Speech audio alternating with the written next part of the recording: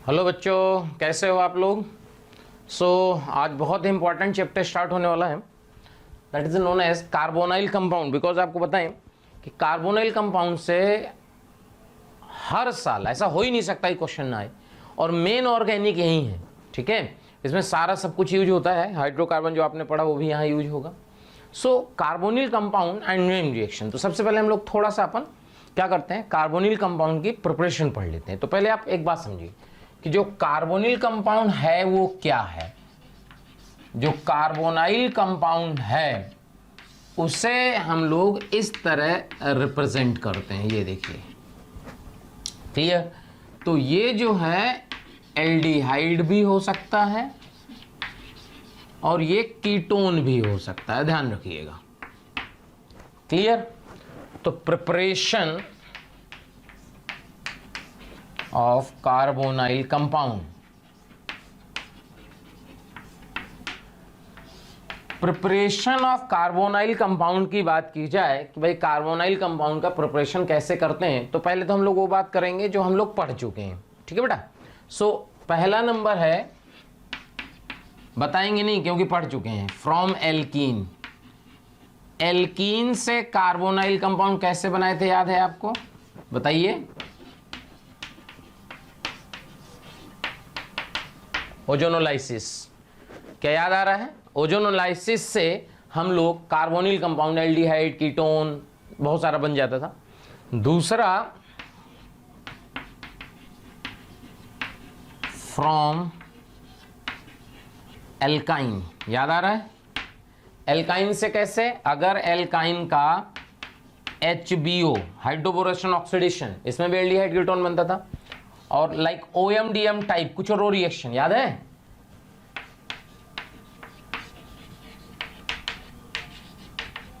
कुछ रोज रिएक्शन, वही MgHg याद है? HgSO4 H2SO4 वाटर H+ की प्रेजेंस। ठीक है, तो ये अपन ने दो चीजें अपन ने पहले पढ़ ली हैं। तीसरा, from acid derivative. Acid derivative से कैसे हम एल्डिहाइड कीटोन बनाते हैं आज ये समझेंगे। Acid, from acid derivative and acid, clear. देखिए समझिएगा भाई, इंपॉर्टेंट रिएक्शन है। जो है अगर इसकी बात की जाए तो ये कैसे बनेगा एसिड से,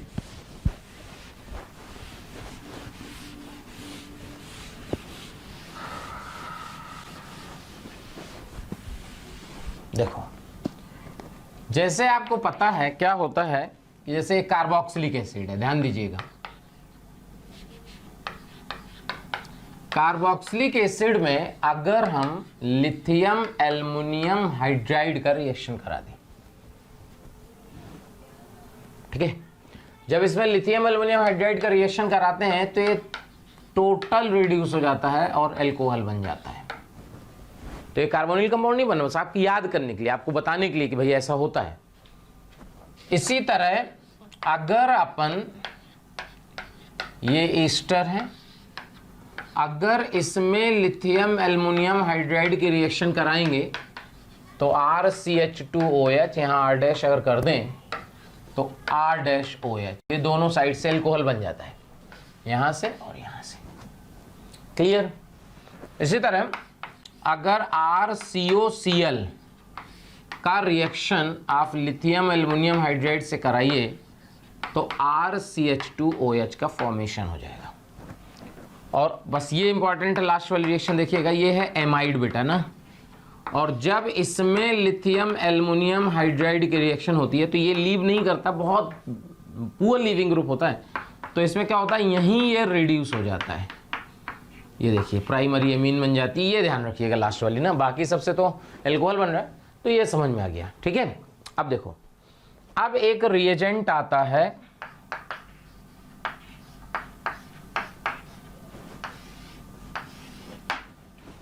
डाइवाल-H, बहुत इंपॉर्टेंट रिएजेंट, कई बार IIT एडवांस मेन सब में पूछ चुका है। डाइवाल-H क्या होता है? Di isobutyl aluminium hydride, di isobutyl aluminium hydride. So देखिए इसका मतलब क्या होता है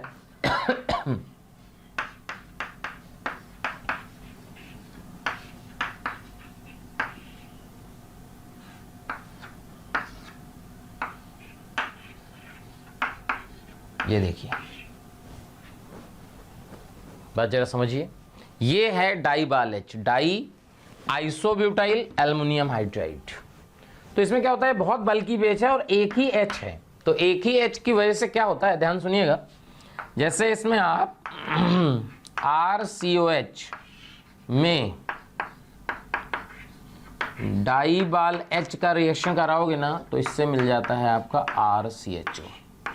ये देखो, ये है कार्बोनिल कंपाउंड का प्रिपरेशन की जो हम बात करनी थी, वो ये देखिए डाइबाल एच, क्योंकि लफड़ा इसमें ये होता है पता है क्या, कि डाइबाल एच किससे रिएक्ट करता है, तो मेनली क्या करते हैं कि डाइबाल एच जो होता है वो 3 कंपाउंड से रिएक्ट करता है, एसिड,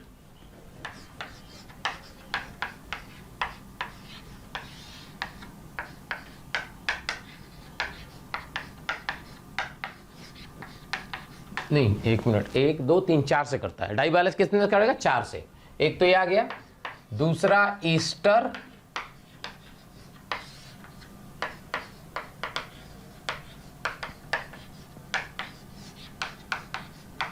ये देखिए इधर का अल्कोहल अलग हो जाएगा, इधर से बन गया एल्डिहाइड। इसके बाद एक कंपाउंड और होता है साइनाइड, ये ध्यान रखना भाई। सो डाइबाल एच जो है इससे भी एल्डिहाइड बनाता है, ये देखिए। तो डाइबाल एच मेनली 4 से करता है, कौन कौन से, एसिड, साइनाइड, एसिड हैलाइड और ईस्टर। अच्छा होता क्या है कि अगर इस तरह का लिखा हो, मान लिया ऐसा लिखा हो और इसमें डाइबाल एच लिखा हो, ध्यान सुनिएगा, तो इसको ये रिड्यूस कर देगा अल्कोहल में। अब कुछ लोगों का क्वेश्चन आएगा कि अभी तो बोले थे 4 को करेगा, एक्चुअली में होता क्या है कि जब भी कभी हम डाइबाल एच की रिएक्शन कराते हैं तो ये मानते हैं कि ये बहुत कम है, मतलब बहुत लिटिल अमाउंट, ठीक है, बहुत कम है, बहुत कम है, मतलब एक ही बार यूज कर सकते हो, तो ये खत्म हो गया ना। लेकिन अगर डाइबाल एच एक्सेस में लिखा हो तो बनने वाला जो एल्डिहाइड है वो भी अल्कोहल में चेंज हो जाएगा, ये याद रखिएगा, देख लीजिए। तो क्या ये कार्बोनिल कंपाउंड का प्रिपरेशन क्लियर हो गया, मतलब कभी भी डाइबाल एच लिखा होगा ना तो हम ये मान लेंगे कि वो जो है किस में है बेटा, एक्सेस में है। क्लियर है, क्या कहानी क्लियर है, देख लीजिए। अगर एक्सेस में लिखा है तो बनने वाला एल्डिहाइड क्या हो जाएगा, अल्कोहल में चेंज हो जाएगा। अगर कुछ नहीं लिखा है तो हम ये मानेंगे कि डाइबाल एच लिमिटेड अमाउंट में है और वो चेंज हो गया है किसमें, एल्डिहाइड में। जैसे एक बार एक क्वेश्चन आया IIT में, अभी 2 साल पहले क्वेश्चन है,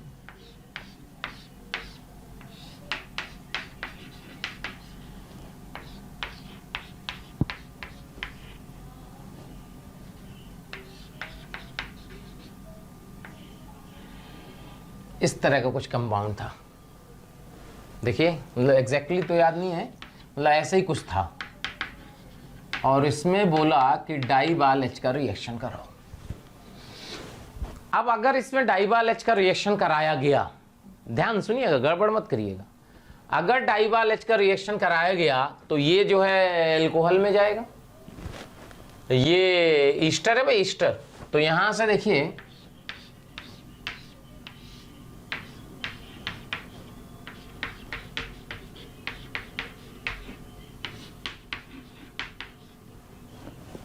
ये देखिए, ये एग्जैक्टली में ये आंसर दिया था, जो ऑप्शन था वो ये इसका आंसर था। जब भी अपन पढ़ते हैं, जब भी कभी आप पुराने क्वेश्चन देखते हो तो हमारे पास बहुत बच्चों से फ़ोन आते हैं या बच्चों को डाउट होता है, क्लास में पूछते हैं कि सर आपने तो लिखवाया था कि ये और ये दोनों रिड्यूस होते हैं, भाई एसिड भी रिड्यूस होता है, ईस्टर भी रिड्यूस होता है, बट इसमें एसिड तो हुआ ही नहीं। अच्छा, अगर मान लीजिए एक ऑप्शन ये होता, ध्यान दीजिएगा भाई,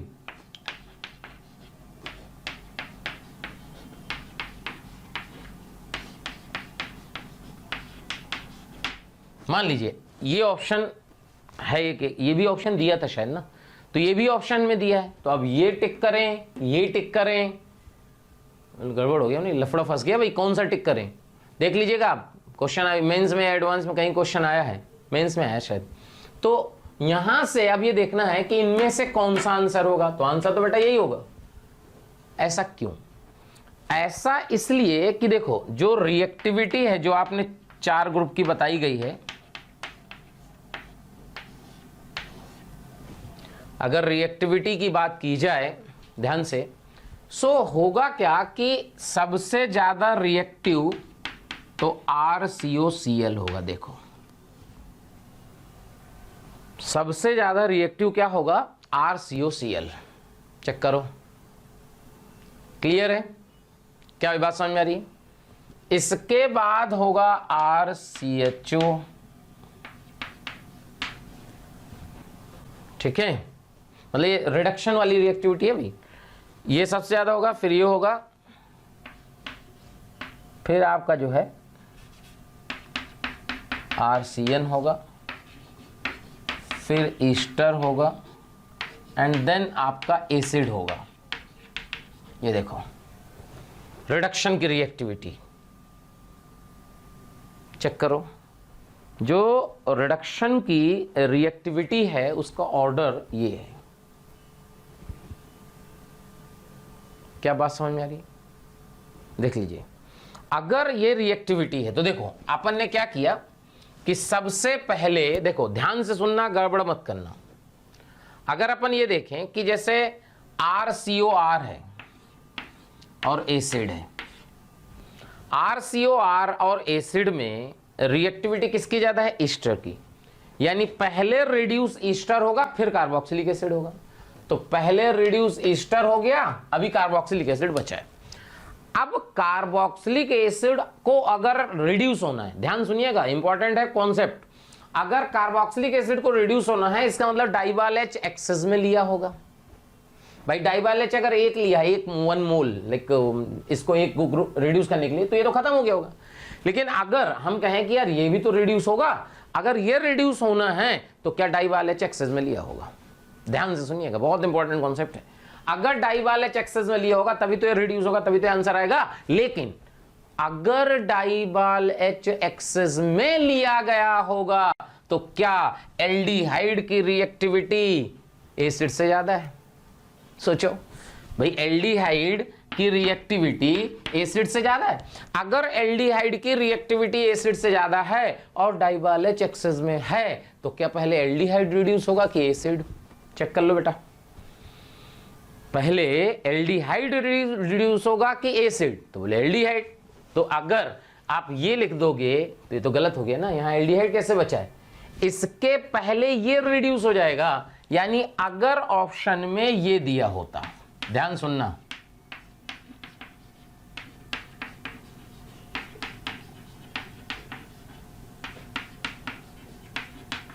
तो ये सही हो जाता और हम मानते कि डाइबाल H एक्सेस में होगा। अगर एक्सेस में होगा तो पहले एल्डिहाइड रिड्यूस हुआ, और एक्सेस में है तो ये रिड्यूस हुआ। देख लो, कहानी क्लियर हुई डाइबाल H कैसे वर्क करता है? देख लीजिए, जैसे आप कभी इस तरह कंपाउंड आ जाए कि भाई RCOCl में लिथियम एल्युमिनियम टर्शरी ब्यूटॉक्साइड, ये देखिए इस तरह, क्लियर? तो इसमें भी क्या एक ही H है, तो यहां से भी आपको ध्यान रखिएगा एल्डिहाइड ही मिलेगा। देखो क्लियर? इसकी जगह कोई भी आप एल्काइल ग्रुप होल इस तरह बना दो जैसे आप RCOOR ले लेते हो, सेम रिएजेंट लेते हैं,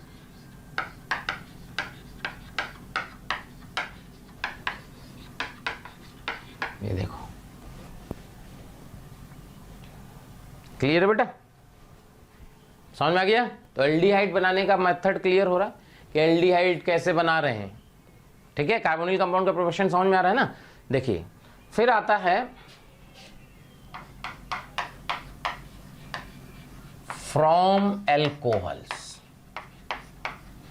फ्रॉम एल्कोहल्स, यानी कैसे बनेगा, ऑक्सीडेशन के थ्रू बनेगा ये तो, ऑक्सीडेशन ऑफ एल्कोहल।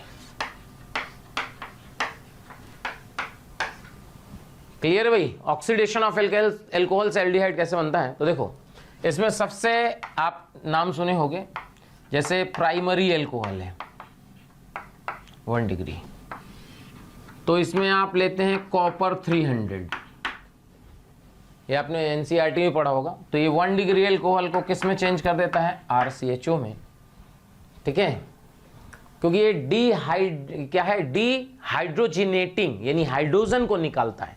तो हाइड्रोजन का निकलना ऑक्सीडेशन होता है। देखो अगर 2 डिग्री एल्कोहल है,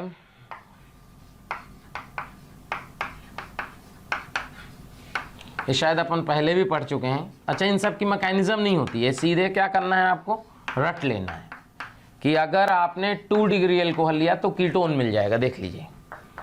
और अगर आपने इसमें 3 डिग्री एल्कोहल लिया, ध्यान दीजिएगा, वैसे तो 3 डिग्री एल्कोहल जनरली ऑक्सीडाइज नहीं होता, लेकिन अगर copper 300 degree centigrade 3 degree alcohol में ले लेते हैं तो इसका डिहाइड्रेशन करा देता है ये, और इससे एल्कीन बन जाती है, डिहाइड्रेशन ऑफ एल्कोहल हो जाता है, देख लीजिए। तो एक तो आपको ये समझ में आया। दूसरा जो है अगर 1 डिग्री एल्कोहल और इसमें आप ले लो PCC, तो ये RCHO बना देगा। देखो पिरिडीनियम क्लोरोक्रोमेट, PCC का मतलब क्या होता है, पिरिडीनियम क्लोरोक्रोमेट, पायरिडीन CrO3 HCl, इसका मतलब होता है पायरिडीन, यानी कि पायरिडीन मतलब ये स्ट्रक्चर, CrO3 HCl, ये देखिए। क्लियर। अगर ये 2 डिग्री एल्कोहल होगा और इसमें PCC मिलाइएगा तो मिल जाएगा कीटोन, और 3 डिग्री एल्कोहल होगा, PCC मिलाइएगा तो नो रिएक्शन। ये देखिए पिरिडीनियम क्लोरोक्रोमेट का कॉन्सेप्ट क्या है, ये देखिए, ठीक है भाई, सब्स्टिट्यूट ही है उसका। सो ये जो है आपको PCC समझ में आया। अब देखो क्लियर। अब क्या होता है, कुछ नाम से रिएजेंट पूछे जाते हैं, जैसे कॉलिंस रिएजेंट। सो कॉलिंस रिएजेंट क्या होता है, जेई मेन का भरोसा नहीं है, पता चला यही पूछ लिया नाम से। कॉलिंस रिएजेंट क्या होता है, ध्यान सुनिएगा। ये होता है pyridine, pyridine short form, CrO3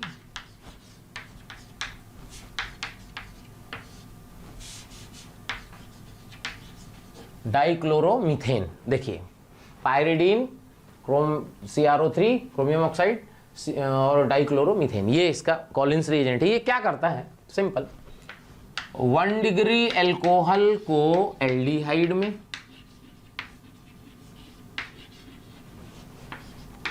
2 degree alcohol को कीटोन में, 3 डिग्री एल्कोहल नो रिएक्शन। देख लीजिए कॉलिंस रिएजेंट। क्लियर। फिर आता है आपका जॉन्स रिएजेंट। जॉन्स रिएजेंट क्या होता है, इसी से मिलता जुलता ही है। क्लियर। बस फर्क किसमें ये होता है, इसमें पायरिडीन नहीं होता, CrO3 H2SO4 और एसीटोन। ये देखिए ये है आपका Johns reagent. Clear. Clear. Basically वह H2CrO4 है और कुछ नहीं है। क्या भाई बात समझ में आ रही है। तो इसमें क्या होता है कि जो 1 डिग्री एल्कोहल होता है ये चेंज होता है कार्बोक्सिलिक एसिड में। ध्यान रखिएगा 1 डिग्री एल्कोहल कहां चेंज होता है बेटा, कार्बोक्सिलिक एसिड में। 2 डिग्री एल्कोहल जो है ये चेंज होता है कीटोन में। ये देखिए 3 डिग्री एल्कोहल का कोई ऑक्सीडेशन नहीं होता, नो रिएक्शन। देखो ये है आपका जोन्स रिएजेंट। क्लियर, समझ में आया? इसके बाद आता है आपका सैरेट रिएजेंट। क्या आता है? नाम है, मतलब कभी नाम से पूछेगा तो फिर दिक्कत हो सकती है।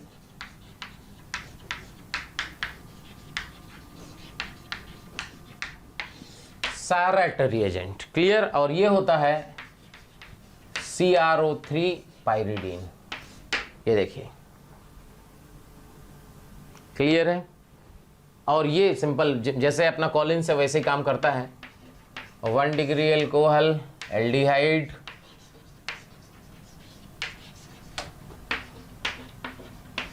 2 degree alcohol ketone, 3 degree alcohol no reaction. देख लीजिए, तो नाम से, कभी नाम से पूछे तो याद रखिएगा।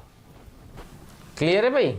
और कभी अगर ऐसा लिखा हो कि जैसे मान लो कोई नाम नहीं है, ऐसा लिखो CH3COH में ऐसे लिखा हो H2CrO4, तो सीधे बना दीजिए और एसिड। एक ही बात है, जॉन्स रिएजेंट की तरह ही है। देख लीजिए, क्लियर है भाई? तो ये जो है समझ में आया कि भाई कैसे कैसे जो है अपन जॉन्स रिएजेंट की बात कर रहे हैं। ठीक है, क्लियर है भाई? समझ में आ गया? देख लीजिए, क्या बात समझ में आ गई? क्लियर? अब देखिए, from Grignard reagent, from Grignard reagent की बात करें, देखो ग्रिग्नार्ड रिएजेंट से कैसे हम कार्बोनिल कंपाउंड बनाते हैं। तो ग्रिग्नार्ड रिएजेंट से कार्बोनिल कंपाउंड बनाने का तरीका आप याद करो, क्या बताया गया था। जैसे हम HCl ले लें और इसमें CH3MgBr, ये देखो, तो याद है आपको क्या बनता था? इससे बनेगा CH3CHO। फिर आपको बता दें, कहीं आप एसिड बेस रिएक्शन मत करा दीजिएगा, नहीं गड़बड़ हो जाएगा। इसमें क्या होगा कि जब CH3MgBr रिएक्ट करेगा तो यहाँ ट्रिपल बॉन्ड है, तो यहाँ जाएगा और ये कार्बन यहाँ आएगा, तो यहाँ HCH3 double bond N MgBr, और जब इसमें वाटर का रिएक्शन होता है ना, तो सबसे पहले ये कंपाउंड बनता है, इसको इमीन बोलते हैं। क्या बोलते हैं इसको? इमीन। और इस इमीन की जब हाइड्रोलाइसिस हो जाती है तो ये एल्डिहाइड में कन्वर्ट हो जाता है। ये देखो, अगर आप कोई एल्काइल साइनाइड ले लेते हैं और इसमें CH3MgBr हाइड्रोलाइसिस कर देते हैं तो क्या मिल जाएगा? CH3COCH3। समझ में आया? यहाँ से अमोनिया अलग हो जाएगा, ये बन गया। इसका डिटेल हम लोगों ने ग्रिग्नार्ड रिएजेंट में आपको बताया था कि अगर इसको एक्सेस में भी ले लो CH3MgBr में, यही प्रोडक्ट बनेगा, मीथेन एक्स्ट्रा बनेगा, एल्कोहल नहीं बनेगा, ध्यान रखिएगा। सो जो है इसके बाद आगे समझिए, अगर मान लीजिए इसी में CH3COCl ले लेते हैं। थैंक यू स्टूडेंट्स, इतना स्नेह और प्यार देने के लिए। आप लोगों ने मेरे को और मोशन परिवार को जो प्यार दिया है, जो स्नेह दिया है, मैं उसके लिए धन्यवाद कहता हूं। हजारों बच्चे हमारे वीडियो लेक्चर देख के लाभान्वित हो रहे हैं। बेटा, आप सभी बच्चों से रिक्वेस्ट है कि डिस्क्रिप्शन बॉक्स में जाइए और लिंक को क्लिक करिए और फ्री में अपना रजिस्ट्रेशन मोशन में सुनिश्चित करें। साथ ही साथ जिन बच्चों को डाउट सॉल्विंग और स्टडी मटेरियल की भी सुविधा चाहिए, वो लिंक पे जाएं और क्लिक करें और प्रीमियम कोर्स के लिए अप्लाई कर सकते हैं। बेटा, CH3COCl और इसमें CH3MgBr की रिएक्शन कराते हैं, तो पहले स्टेप में तो आपको ये मिलेगा, याद आ रहा है? SNAE, nucleophilic addition, then elimination. कैसे? ये अलग हुआ और ये जाके यहां अटैक मारा। अच्छा, क्योंकि ये कीटोन बना, अब कीटोन की खास बात क्या है कि कीटोन, समझिएगा, कीटोन जो है इससे और भी रिएक्ट कर सकता है। तो अगर CH3 MgBr मान लीजिए बचा रह गया तो ये फर्दर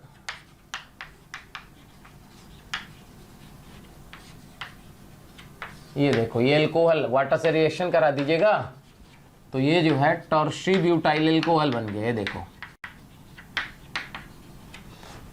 यहां पे रोक पाना थोड़ा सा मुश्किल है। क्यों मुश्किल है? क्योंकि इसके फर्दर ये बचा नहीं बचा लिमिटेड अमाउंट में रखना बहुत झंझट का काम है। इसलिए इसको कहते हैं कि इधर से आप कीटोन, बहुत अच्छा मेथड नहीं है ये कीटोन बनाने का, लेकिन हमें मान लीजिए बनाना ही है, कोई बात नहीं, तो बताते हैं आपको क्या करना है इसमें। कि जो आपके पास ग्रिग्नार्ड रिएजेंट है इसका रिएक्शन कैडमियम क्लोराइड से करा दीजिए। देखिए किससे करा दीजिए बेटा? कैडमियम क्लोराइड से। तो जब आप RMgX का रिएक्शन कैडमियम क्लोराइड से कराएंगे तो उससे बनता है R2CD, यानी कि CH3 whole twice cadmium plus, यानी इसके 2 मोल लिए गए होंगे ना, ठीक है। तो यहां प्लस MgBrCl 2 मोल।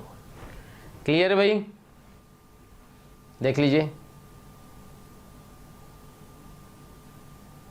समझ में आ गया? क्लियर। तो यहां से ठीक है, ये बन गया। अब R2CD जो है, क्योंकि सीडियम जो ये है कैडमियम की जो इलेक्ट्रो पॉजिटिविटी है वो बहुत कम है, तो अगर इलेक्ट्रो पॉजिटिविटी कम है तो इस पर निगेटिव चार्ज कम है, तो it is a very less reactive compound. It is a very less reactive compound. अगर ये बहुत कम रिएक्टिव कंपाउंड है तो इसका मतलब ये हुआ कि अगर अब रिएक्शन इसकी कराते हैं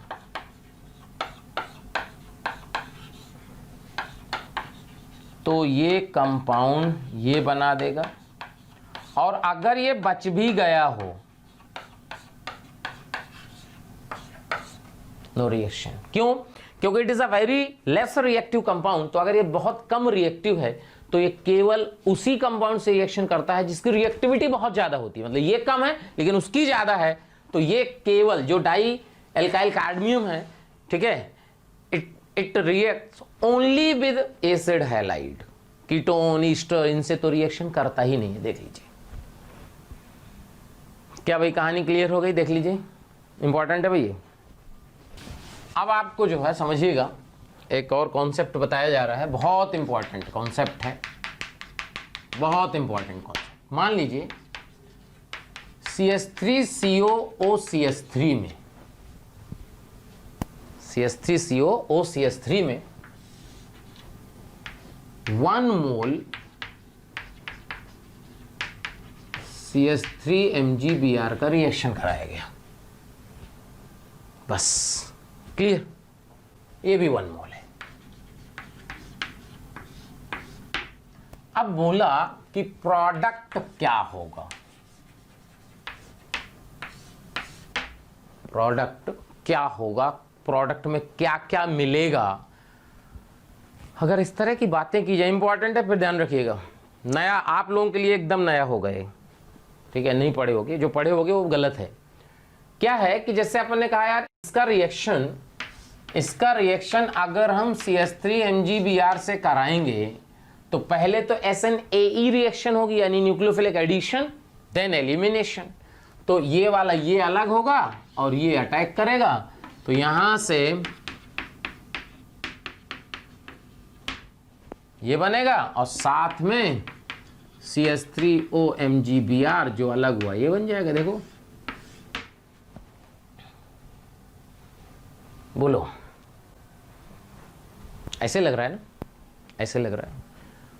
आंसर तो देखो क्या है कि लग रहा है यार एसीटोन तो बनेगा ही, यही तो इंपॉर्टेंट कॉन्सेप्ट है इसमें। देखो क्या होता है कि अगर आपको याद हो, रिएक्टिविटी ऑफ कार्बोनिल कंपाउंड, चाहे एल्डिहाइड हो चाहे ketone, reactivity of carbonyl compound greater होता है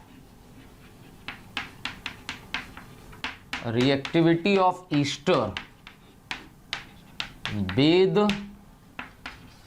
RMgX। याद करो गिग्नार्ड ने बताया गया था कि कार्बोनिल कंपाउंड की रिएक्टिविटी ईस्टर से ज्यादा होती है। अगर कार्बोनिल कंपाउंड की रिएक्टिविटी ईस्टर से ज्यादा होती है तो ध्यान सुनिएगा ध्यान से, क्या होता है कि इसमें दो तरह की एनालिसिस होती हैं। एक होता है माइक्रोस्कोपिक एनालिसिस, एक माइक्रोस्कोपिक एनालिसिस। समझिएगा भाई, इंपॉर्टेंट है मेंस एडवांस दोनों के लिए। माइक्रोस्कोपिक एनालिसिस एंड दूसरा होता है माइक्रोस्कोपिक एनालिसिस। अब ये हुआ, ये माइक्रो का क्या मतलब है? देखो, माइक्रोस्कोपिक एनालिसिस का मतलब होता है ऊपर ऊपर, माइक्रो का मतलब होता है माइन्यूट पार्टिकल्स। यानी जब हम कहते हैं 1 मोल इसका रिएक्ट किया, 1 मोल इसका रिएक्ट किया, तो उसको बोलते हैं माइक्रोस्कोपिक।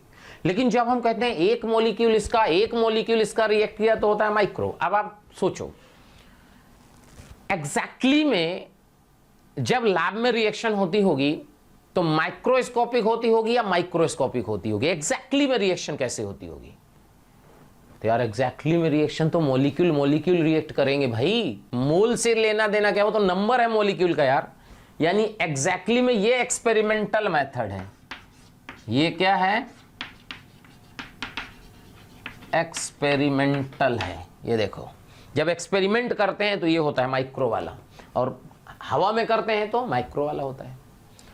अब ये हुआ कि कब हमें ये दोनों का याद रखना है कि भाई कब ये अपने, क्योंकि जनरली हम लोग याद नहीं रखते, हम तो कहते हैं 1 मोल इसका रिएक्ट किया, काम हो गया।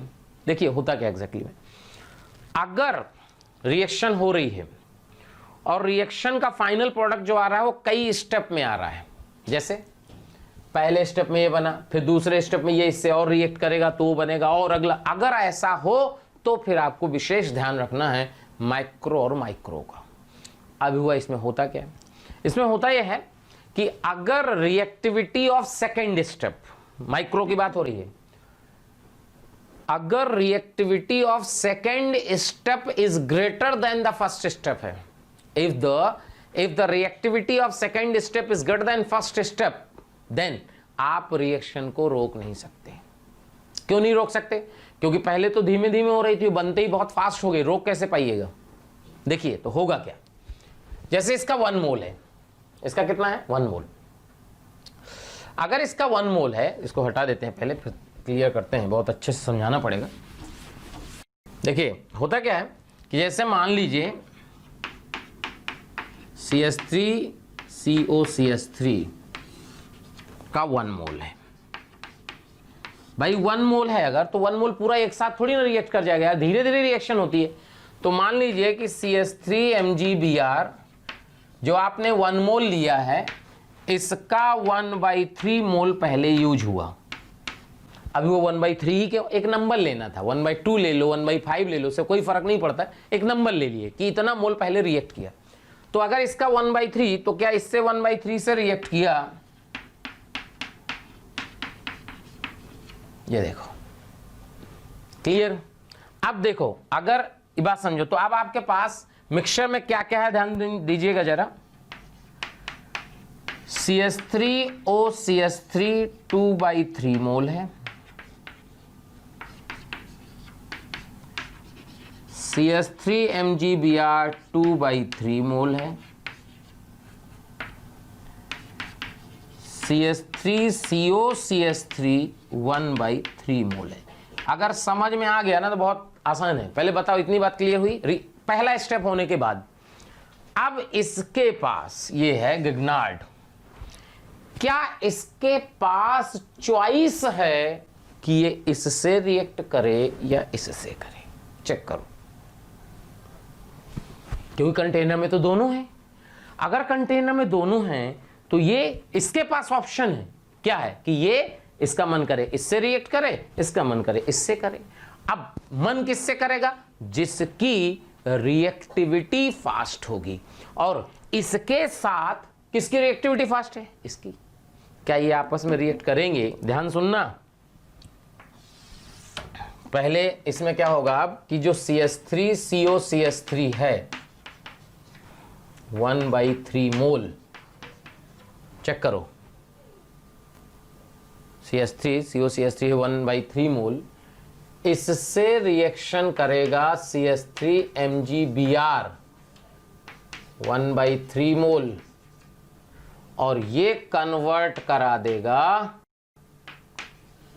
OMgBr CH3 CH3, और ये हो जाएगा 0, ये हो जाएगा 1/3 मोल। ये देखो, क्लियर करो, बोलो। अगर आप ये देखो कि 1/3 बन गया, अब देखो यहां से ये जो CH3 MgBr है इसका 1/3 खत्म हो गया, तो क्या भी 1/3 फिर बचा, फिर 1/3 2/3, तो क्या ये रिएक्ट करेगा, फिर ये बनेगा। तो कायदे से देखो, वैसे तो देखोगे आपकी बुकों में एसीटोन ही बना देता है, लेकिन एसीटोन कायदे से एसीटोन बनेगा ही नहीं, फाइनल प्रोडक्ट ये बनेगा और ये बचेगा। ये ध्यान रखना, कभी माइक्रोस्कोपिक एनालिसिस पे क्वेश्चन आ जाए, एक बार आ चुका है आईटी में हेलो फॉर्म रिएक्शन पे, इसलिए आपको बताया जा रहा है, तो ध्यान रखिएगा कि इस तरह का क्वेश्चन आ सकता है, ठीक है। तो यहां से आपने एल्डिहाइड बनाना सीख लिया, कैसे कैसे एल्डिहाइड बनाना है, क्लियर हो गया भाई। इसके बाद जो है देखो, एक होता है Stephens method,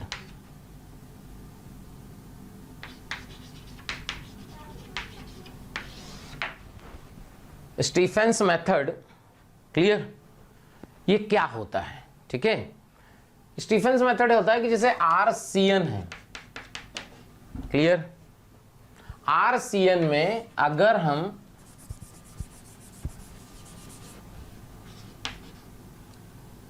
SnCl2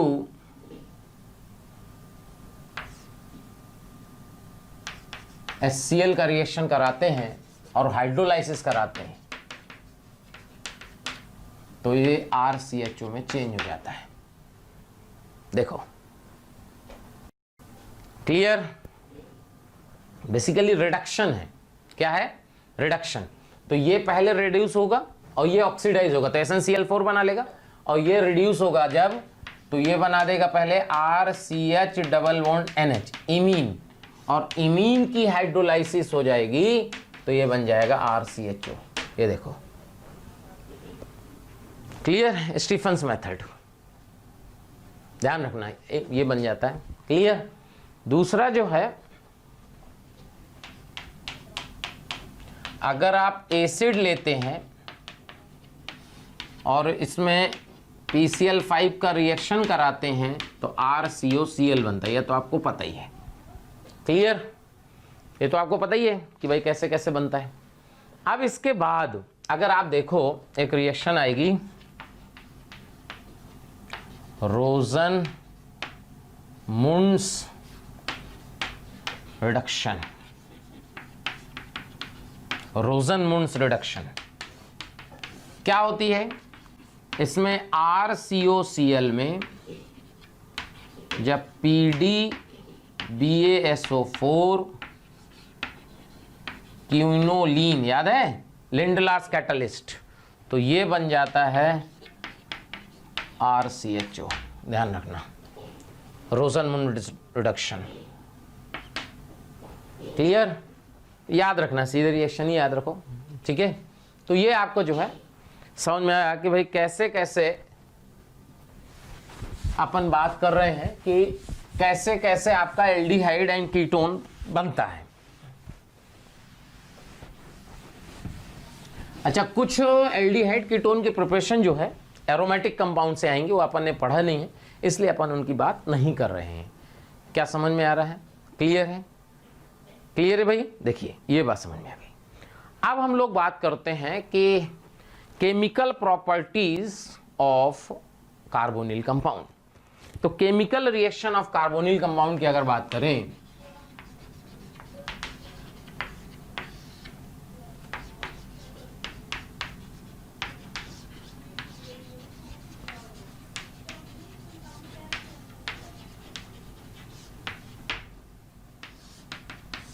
chemical reaction of carbonyl compound की अगर बात करें तो देखो होता क्या है, carbonyl compound, carbonyl compound is an electrophile as well as nucleophile. मतलब कार्बोनिल कंपाउंड क्या होता है, इलेक्ट्रोफाइल भी होता है, न्यूक्लियोफाइल भी होता है, यानी ये इलेक्ट्रोफाइल भी ऐड करा सकता है और न्यूक्लियोफाइल भी ऐड करा सकता है। अब ये समझना है कि मेनली कौन सी रिएक्शन कराएगा। तो मान लीजिए इसमें हम इलेक्ट्रोफाइल का रिएक्शन कराते हैं और इसमें न्यूक्लियोफाइल का रिएक्शन कराते हैं, तो ये यहाँ जाएगा और ये जो है यहाँ आएगा, एक मिनट, ये यहाँ आएगा। क्लियर बेटा? तो यहाँ से ये देखिए ये बना। दूसरा अगर ये यहाँ गया तो यहाँ से ये बना, इसको A लिख देते हैं, इसको B लिख देते हैं। अच्छा, अगर इलेक्ट्रोफाइल न्यूक्लियोफाइल दोनों है तो दोनों प्रकार के रिएक्शन देगा, लेकिन हमें यह समझना पड़ेगा कि मेनली कौन सी रिएक्शन होगी। तो मेनली वही रिएक्शन देगा जिसको अटैक करने के बाद इंटरमीडिएट स्टेबल आएगा। तो एक इंटरमीडिएट ये है, एक इंटरमीडिएट ये है, विच इज मोर स्टेबल। तो हम कहेंगे B is more stable because O पे निगेटिव चार्ज है, यहाँ O कार्बन पे पॉजिटिव चार्ज है। तो यानी हम कहेंगे कि इन दिस केस B की स्टेबिलिटी ज्यादा है, B की स्टेबिलिटी ज्यादा है, यानी हम कहेंगे carbonyl compound mainly gives nucleophilic addition reaction. यानी क्या रिजल्ट आया कि carbonyl compound mainly gives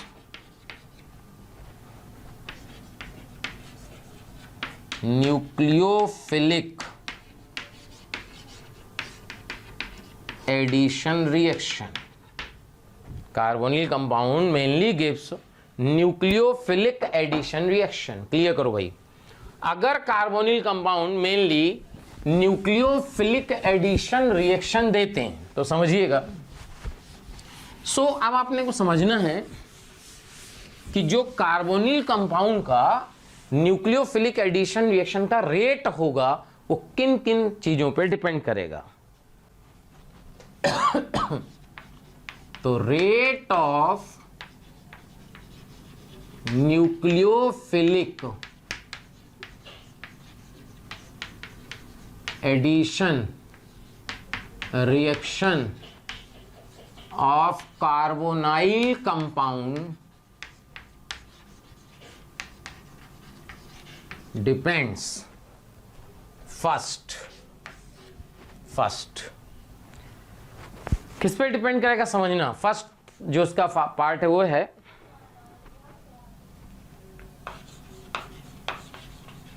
extent of the positive charge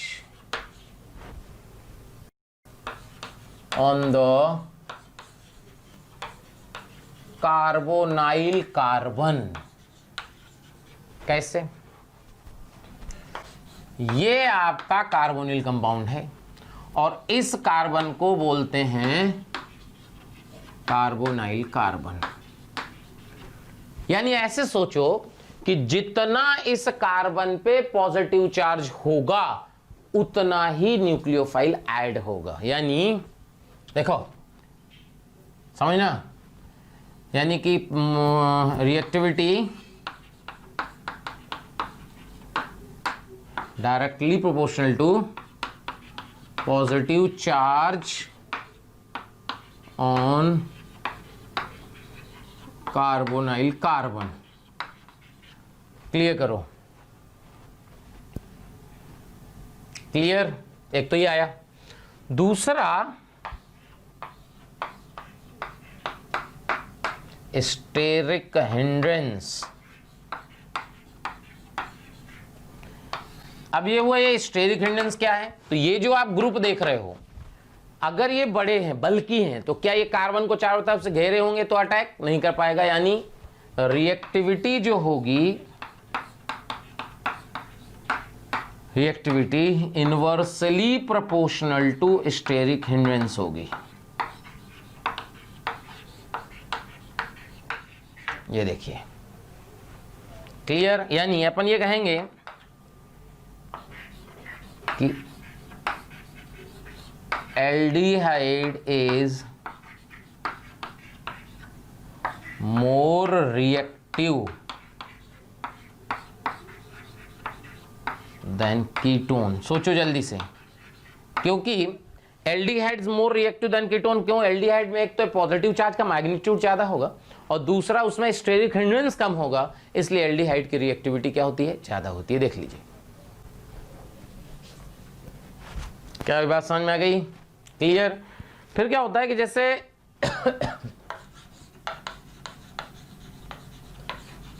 aromatic carbonyl compound are less reactive. अब वो ये कैसे भाई? So aromatic carbonyl compound are less reactive. क्यों? देखो, होगा क्या कि जैसे मान लीजिए ये आपका कोई एरोमेटिक कंपाउंड है, ऐसे कुछ H लगा है तो एल्डिहाइड, R लगा है तो कीटोन। क्लियर? जब इसमें न्यूक्लियोफाइल का एडिशन होगा तो ये पाई बॉन्ड बेटा ऐसे ब्रेक करेगा और ये न्यूक्लियोफाइल यहां आना चाहिए। लेकिन होता क्या है कि जैसे ही C डबल बॉन्ड O का पाई बॉन्ड ब्रेक करेगा, ये ब्रेक करते ही अंदर से -M इफेक्ट हो जाएगा और यहां से न्यूक्लियोफाइल अटैक करने के पहले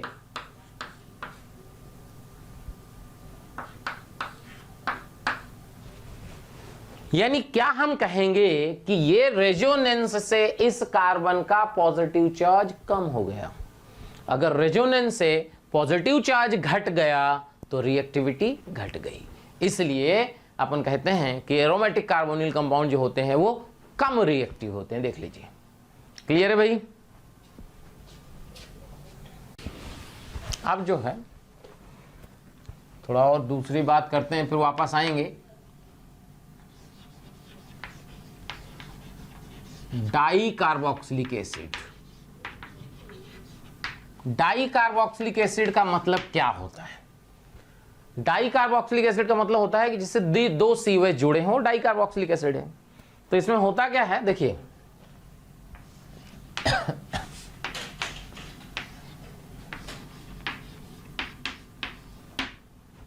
ओम्स कैप, क्या नाम है? ध्यान से देखिए, oxalic acid, malonic acid,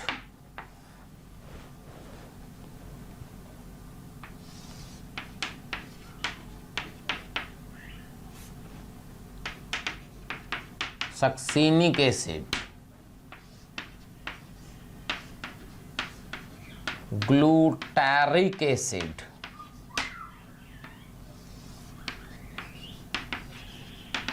adipic acid,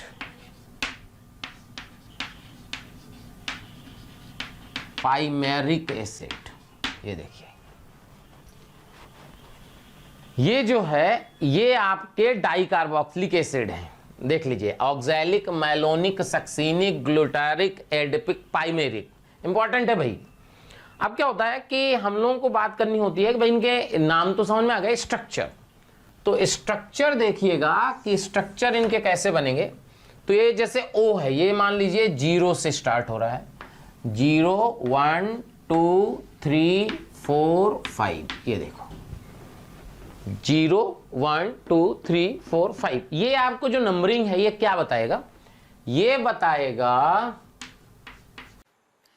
प्यारे बच्चों, बहुत सारे बच्चों के कमेंट आ रहे हैं ना कि आप इस टॉपिक पे वीडियो बनाइए। तो मैं बच्चों आपको बताना चाहता हूं कि ऐसा हो सकता है कि वो वीडियो ऑलरेडी चैनल में पड़ा हो। उसके लिए आपको करना क्या है कि मोशन के चैनल को सब्सक्राइब करना है और बेल आइकन को हिट करना है, जिससे आपके कोई भी नोटिफिकेशन मिस ना हो। हम कोशिश करेंगे कि आपकी जो डिमांड है मोशन परिवार पूरी करे। नंबर ऑफ CH2 यूनिट क्या बताया गया? नंबर ऑफ CH2 यूनिट, यानी CH2 कितने हैं? तो ऑक्सैलिक एसिड में, डाई कार्बोक्सिलिक एसिड है, 2 CH हैं, CH2 कितने हैं? 0। तो ये देखिए ये है ऑक्सैलिक एसिड। देखिए, इसके बाद आता है मैलोनिक। CH2 कितने होने हैं? 1।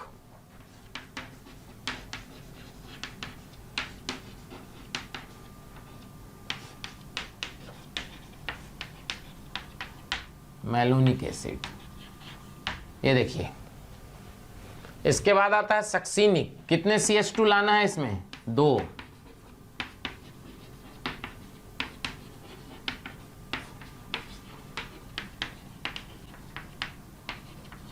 सक्सीनिक एसिड, समझिए।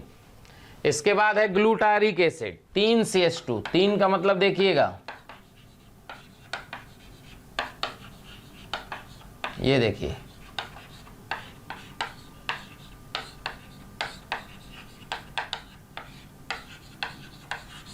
Glutaric acid. समझ में आ रहा है बेटा? इसके बाद है एडिपिक। कितने CH2 चाहिए? 4।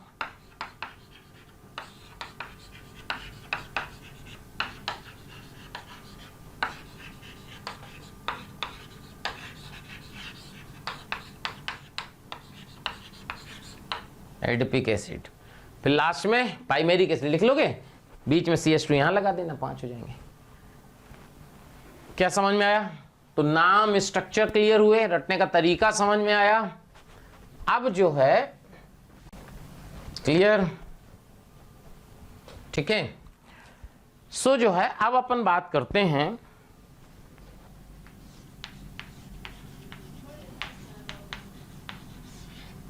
Heating effect of di carboxylic acid.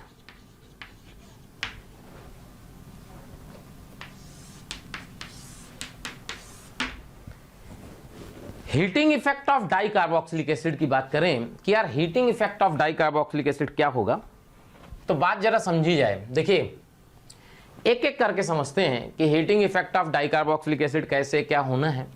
So exactly में क्या होता है कि जैसे मान लीजिए लाइन से हैं बेटा, जैसे पहले 2 ऑक्सैलिक और मैलोनिक, ये देखिए ऑक्सैलिक एंड मैलोनिक एसिड की बात की जाए तो होता क्या है कि यहां से देखिए CO2 निकालते हैं। क्या निकालते हैं? CO2।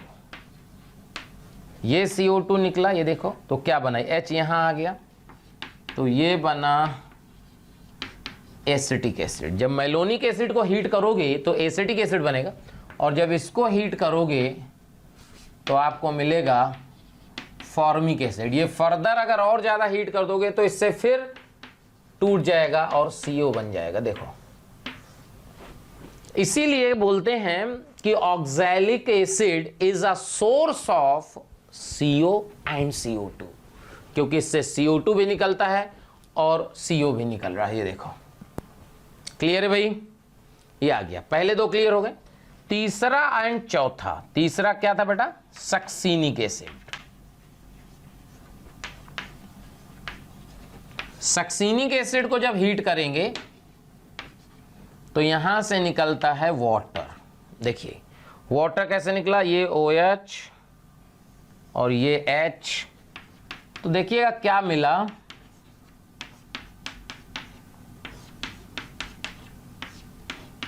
ये देखिए, इसको बोलते हैं सक्सीनिक एनहाइड्राइड।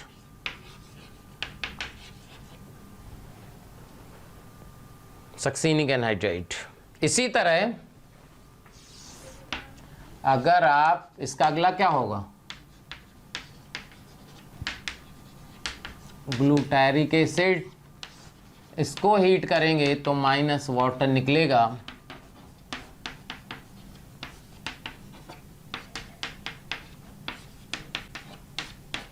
और ये मिलेगा आपको ग्लूटारिक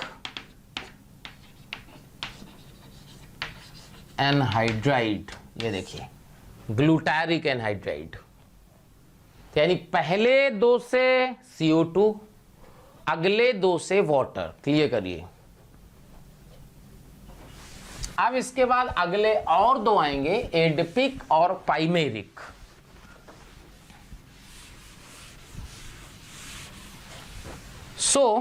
एडिपिक एसिड की अगर हम बात करें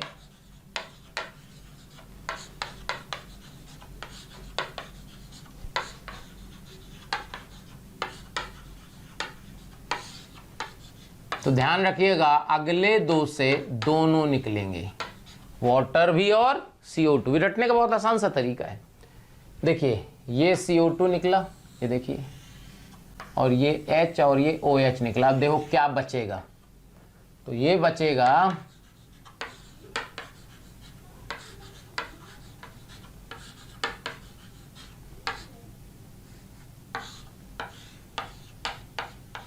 ये देखिए, ये है साइक्लोपेंटेनोन। साइक्लोपेंटेनोन, ये देखिए। क्या भाई बात समझ में आई? देख लीजिए, इसके बाद जो पाइमेरिक एसिड है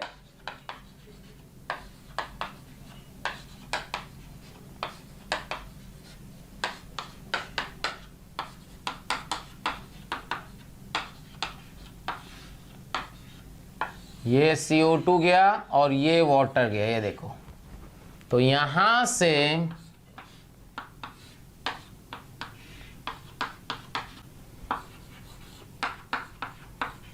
साइक्लोहेक्सेनोन मिल जाएगा, देख लीजिए। क्या समझ में आया? क्लियर बेटा? देख लो। क्या भाई बात समझ में आ रही है? तो ये आ गया। अब अपन बात करते हैं heating effect of hydroxy carboxylic acid. Important है भाई, सब क्वेश्चन आते हैं।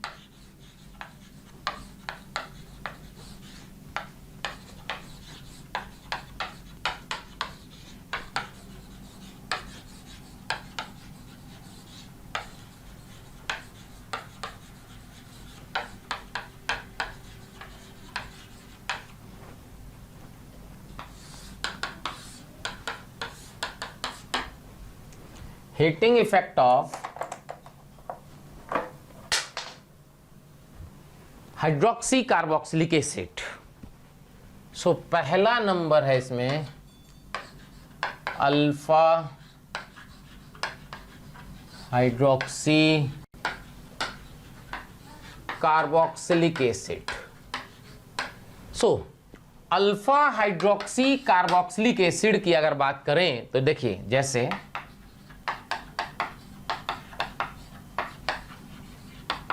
इसको बोलते हैं लैक्टिक एसिड। ये क्या है बेटा? Lactic acid. तो लैक्टिक एसिड को जब हम हीट करते हैं, अगर हम लैक्टिक एसिड को हीट करते हैं तो इसमें क्या होता है? इसमें लैक्टिक एसिड के 2 मोल इन्वॉल्व होते हैं, 1 मोल नहीं, लैक्टिक एसिड के 2 मोल इन्वॉल्व होते हैं। और ये कैसे इन्वॉल्व होते हैं समझिएगा। यहां से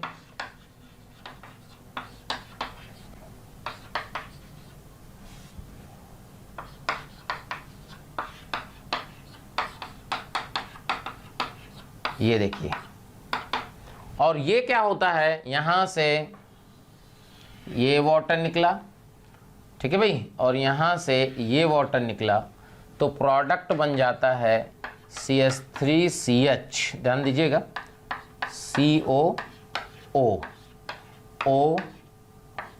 CO CH3, और इसको बोलते हैं हम लोग लैक्टाइड। क्या बोलते हैं? लैक्टाइड। इंपॉर्टेंट है। तो लैक्टाइड बेसिकली कभी पूछे कि लैक्टाइड कब मिलेगा, तो लैक्टाइड मिलेगा जब अल्फा हाइड्रोक्सी एसिड को आप हीट करोगे। तो लैक्टाइड, तो लैक्टिक एसिड से लैक्टाइड मिलता है, बट वो लैक्टाइड जनरलाइज कर देते हैं। कोई भी अल्फा हाइड्रोक्सी एसिड को हीट करोगे, हम कहेंगे लैक्टाइड टाइप स्ट्रक्चर मिलेगा। देखिए क्लियर? और खास बात, इसमें ज्योमेट्रिकल आइसोमेरिज्म होगी। क्या होगी बेटा? ज्योमेट्रिकल आइसोमेरिज्म होगी, तो इसके सिस फॉर्म में कोई भी सिमेट्री नहीं आएगी। अगर सिस फॉर्म में कोई भी सिमेट्री नहीं आएगी अगर आप देखोगे कि सिस फॉर्म में इसके कोई सिमेट्री नहीं है तो हम क्या कहेंगे कि उसका मिरर इमेज बनेगा, और जो उसका ट्रांसफॉर्म होगा उसमें सेंटर ऑफ सिमेट्री आएगी, वो सिंगल कंपाउंड बनेगा। बना के दिखाते हैं, नोट कर लियो इसको, फिर बताते हैं। देखो इसी पे बना देते हैं।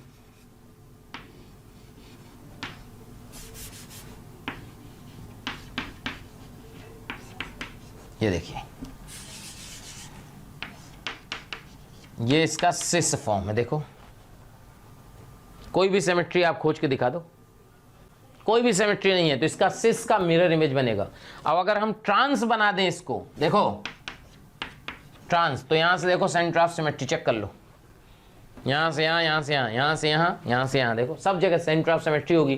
तो जो अगर इस तरह कंपाउंड है तो उसके 3 आइसोमर्स होंगे, 2 are optically active and 1 is optically inactive. मतलब इस तरह के क्वेश्चन में आइसोमरिज्म इन्वॉल्व करके भी क्वेश्चन पूछा जा सकता है, देख लीजिए। इसके बाद आता है बीटा हाइड्रोक्सी एसिड को हीट करें। दूसरा नंबर,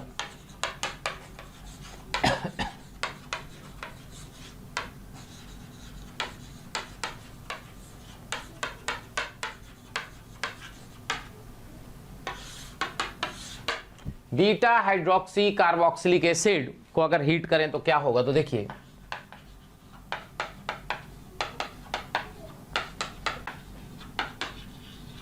ये कंपाउंड है, देख लीजिए, ये अल्फा, ये बीटा। तो इसको हीट करते हैं तो इससे वाटर एलिमिनेट होता है और प्रोडक्ट बन जाता है, ये देखिए, इसको बोलते हैं alpha beta unsaturated carboxylic acid. क्या मिलता है बेटा इससे, alpha beta unsaturated carboxylic acid का फॉर्मेशन होता है। क्लियर है भाई। तो अल्फा हाइड्रोक्सी एसिड से क्या मिलेगा, lactide.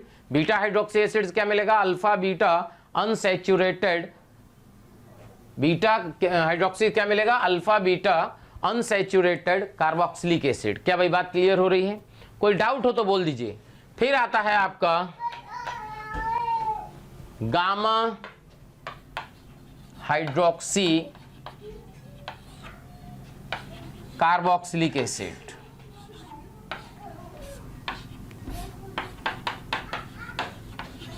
Gamma hydroxy carboxylic acid को जब आप हीट करोगे, ध्यान समझिएगा, जब आप गामा हाइड्रोक्सी कार्बोक्सिलिक एसिड को हीट करोगे तो क्या मिलेगा, ये अगर समझा जाए, ठीक है बेटा। तो गामा हाइड्रोक्सी कार्बोक्सिलिक एसिड को जब आप हीट करोगे तो क्या मिलेगा, अगर हम ये बात करें तो देखिए होता क्या है कि, बात जरा समझिए,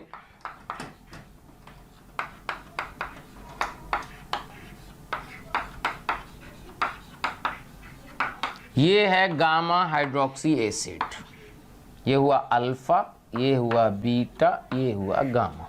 क्या भाई समझ में आ रहा है।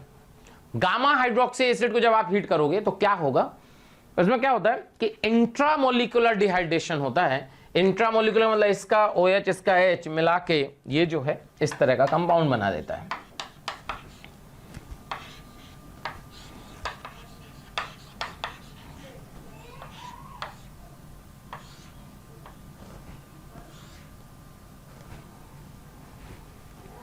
देखिएगा यहां से आपको क्या करना है, इसका वाटर निकालना है।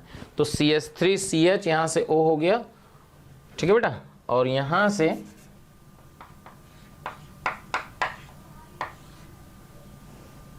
कितने CH2 थे, 1 2,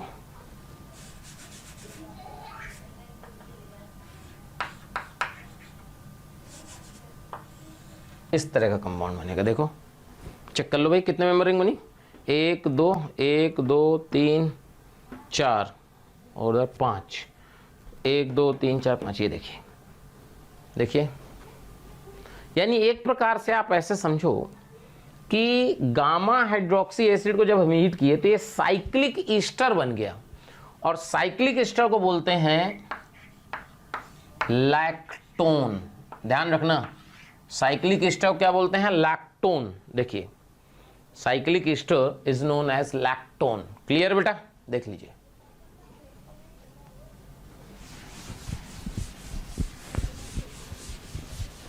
तो ये जो है हीटिंग इफेक्ट अपने को क्लियर हुआ कि भाई हीटिंग इफेक्ट जो है कैसे कैसे अपन पढ़ते हैं। अच्छा, अगर हीटिंग पढ़ ली है तो इसमें एक और होता है heating effect of amino carboxylic acid, तो उसको ही पढ़ ही लेते हैं यहां पे।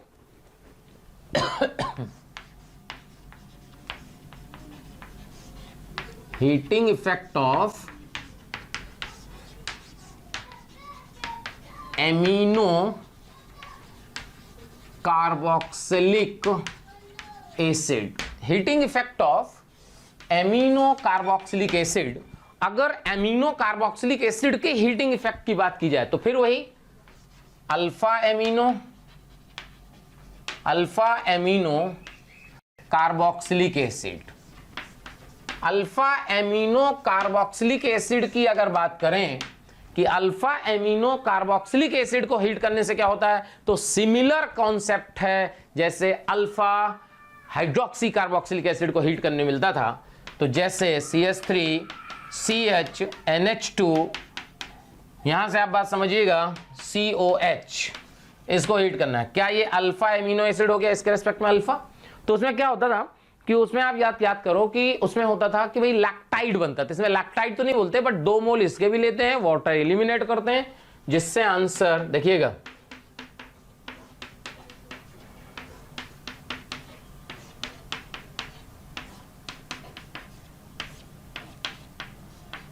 ये देखिए ये कंपाउंड मिलेगा साइक्लिक डाइएमाइड टाइप का, देख लीजिए। इसके बाद आता है आपका beta amino carboxylic acid.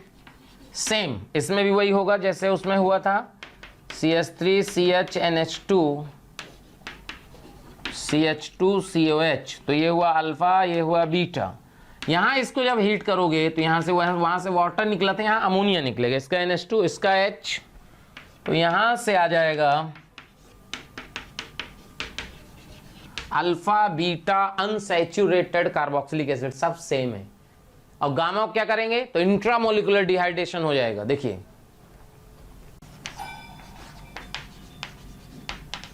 Gamma amino carboxylic acid, gamma amino carboxylic acid की बात की जाए कि गामा एमिनो कार्बोक्सिलिक एसिड क्या होगा, तो देखो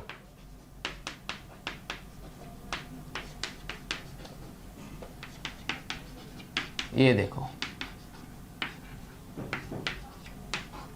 तो यहां जब आप इसको हीट करोगे तो चेक करो यहां से क्या होगा,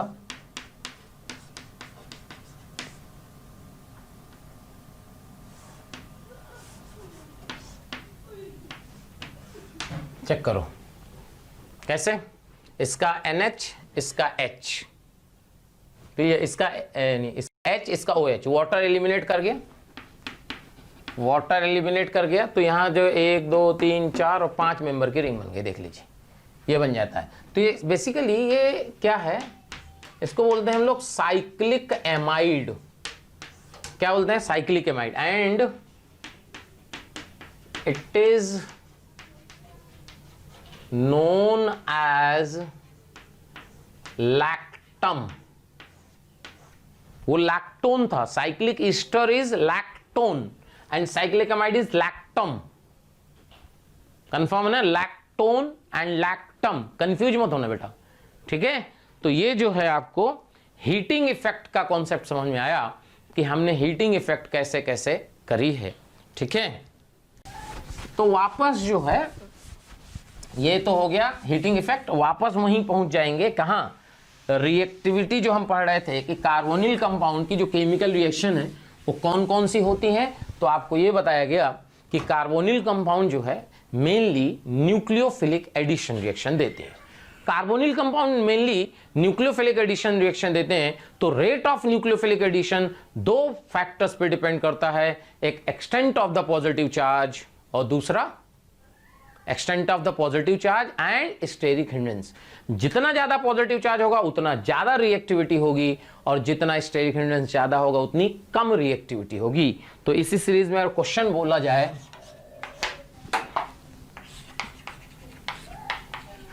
compare the reactivity of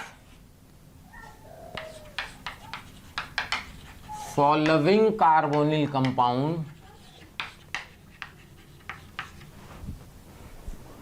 with nucleophile।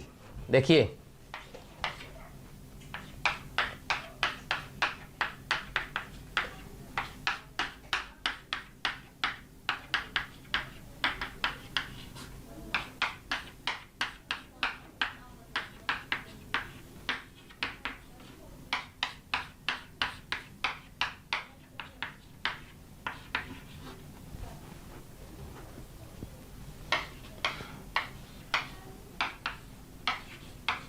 देखिए,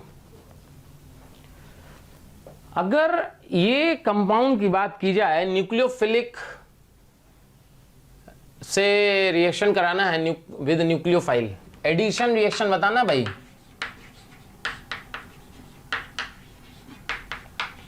एडिशन रिएक्शन। सो देखो ये CHO है, CHO यहां NO2 का -I एंड -M इफेक्ट लगेगा। तो यहां जब NO2 का -I और -M इफेक्ट लगेगा तो यहां पॉजिटिव चार्ज बहुत ज्यादा बढ़ जाएगा। अच्छा, स्टेरिक हिंड्रेंस का यहां कोई लफड़ा नहीं है, क्यों? क्योंकि दोनों सब में लगभग बराबर ही है। यहां OH का कौन सा इफेक्ट लगता है? -I + M। -I तो लगेगा ही नहीं, बहुत दूर है, इसमें -I, इसमें भी नहीं लगेगा, इसका -I + M। सो अगर ये देखें कि सबसे ज्यादा रिएक्टिविटी देखें कि रिएक्टिविटी क्या होगी, तो हम कहेंगे रिएक्टिविटी सबसे ज्यादा तो बेटा B की होगी, B के बाद D की होगी, D के बाद A की होगी, A के बाद C की होगी। देखो इसमें C सबसे लीस्ट रिएक्टिव इसलिए क्योंकि OH का +M इसके पॉजिटिव चार्ज को खत्म ही कर देगा। अच्छा, यहां Cl का भी +M है, बट नेट -I होता है, आपको याद होना चाहिए। Cl का नेट क्या होता है? -I, इसलिए ऐसा ऑर्डर आया। देख लीजिए प्यारे बच्चों, अगर आपको हमारी वीडियोस पसंद आ रही हों तो उनको लाइक और शेयर करें, जिससे जरूरतमंद बच्चों तक वो वीडियो पहुंच सके। और मैं बच्चों ये कहना चाहता हूं कि आप जब वीडियोस देखें तो उसमें कमेंट जरूर लिखें, क्योंकि एक एक कमेंट, आपका एक कमेंट मेरी पूरी टीम को मोटिवेशन देता है। इसलिए आपसे रिक्वेस्ट है बेटा कि कमेंट जरूर करें। और एक बात बता दें, अगर एल्डिहाइड की बात की जाए तो होता क्या है कि सबसे ज्यादा रिएक्टिव होगा फॉर्मल्डिहाइड, फिर होगा एस्टल्डिहाइड, फिर होगा CH3, CH2, CHO, इसी तरह बढ़ता चला जाएगा। क्यों? क्योंकि एक तो +I पे फर्क है, दूसरा स्टेरिक हिंड्रेंस बढ़ता चला जा रहा है, इसलिए रिएक्टिविटी घटती चली जाती है। Most reactive aldehyde is formaldehyde. क्या ये बात समझ में आ रही है? क्लियर है? देख लीजिए, यहां से अगर हम कहें PSCHO,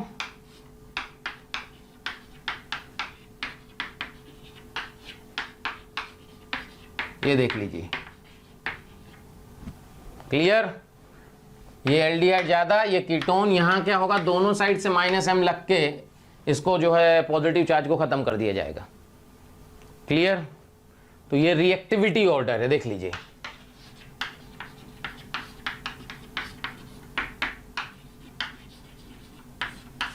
ये रिएक्टिविटी ऑर्डर कि भाई कैसे कैसे कार्बोनिल कंपाउंड की रिएक्टिविटी होगी।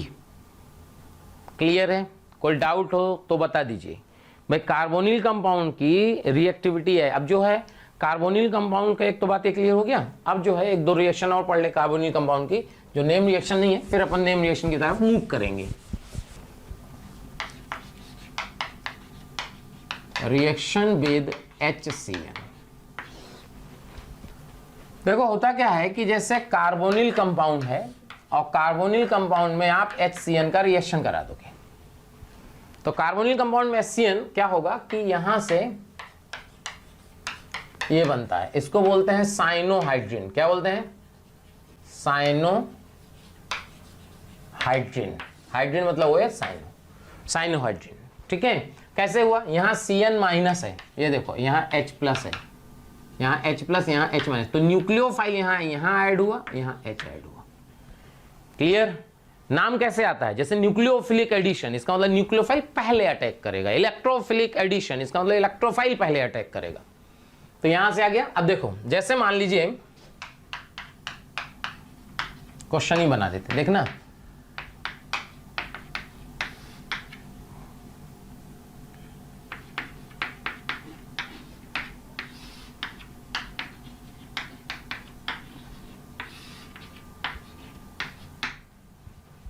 क्लियर? क्लियर? देख लीजिए, कोई डाउट हो तो बताइए। अब बोलेगा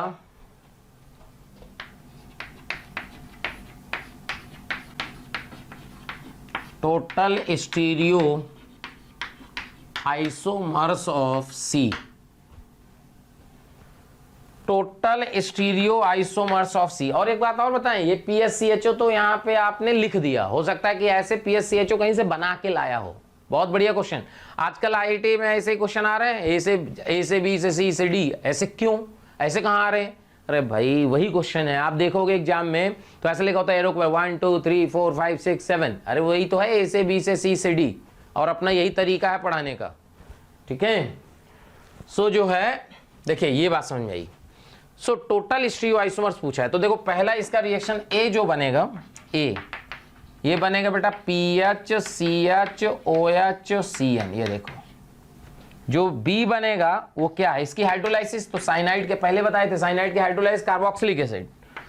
तो PH CH OH COH, और ये मिल गया अल्फा हाइड्रोक्सी, अल्फा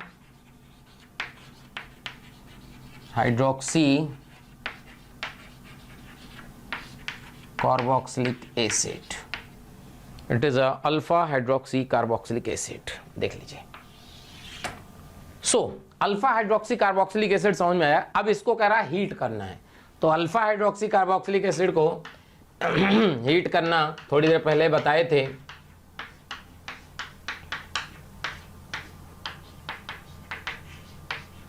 ये देखिए, क्या ये लैक्टाइट टाइप का स्ट्रक्चर बनेगा? बताए थे अगर इसका सिस फॉर्म होगा तो सिस फॉर्म में कोई सिमेट्री नहीं आएगी, तो उसका मिरर इमेज आएगा, और ट्रांसफॉर्म में सेंटर ऑफ सिमेट्री आ जाएगी, जिससे उसका मीजो कंपाउंड हो जाएगा। इसलिए इसके टोटल स्टीरियो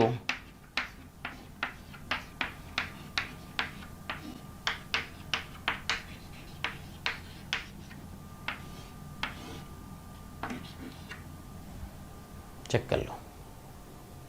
क्लियर बेटा? देख लीजिए। तो ये टोटल स्टीरियो आइसोमर्स जो आएंगे इसके 3 आएंगे। इस तरह के क्वेश्चन अभी आगे हम लोग बहुत करने वाले हैं, अभी तो ये बिगिनिंग हुई है। देख लीजिए। ठीक है बेटा, बस समझ में आई? कहानी क्लियर हुई कैसे कैसे क्या करना है? ठीक है। सो हम लोग क्या पढ़े थे कि भाई अपन ने देखा कि कैसे कैसे जो है कार्बोनिल कंपाउंड का प्रिपरेशन करते हैं, फिर उसकी कुछ अपन रिएक्शन पढ़ी। तो उसी सीरीज में अगर आगे बढ़े सो आप समझें क्या होता है कि जैसे अपन ने प्रिपरेशन में आपने पढ़ा कि अल्कोहल से साइरेट एजेंट, कॉलिन्स, जॉन्स, बहुत सारा पढ़ा। उसी में एक और होता है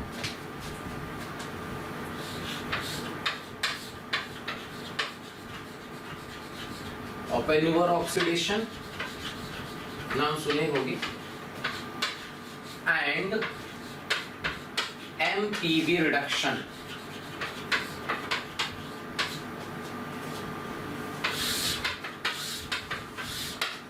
ओपेनहूवर ऑक्सीडेशन एंड MPV रिडक्शन की बात करें, MPV का मतलब होता है मीरविन पॉन्ड्रॉफ वर्ली रिडक्शन। नाम की जरूरत नहीं है, रिएजेंट याद रखिए। तो होता क्या है कि जैसे देखिए, जैसे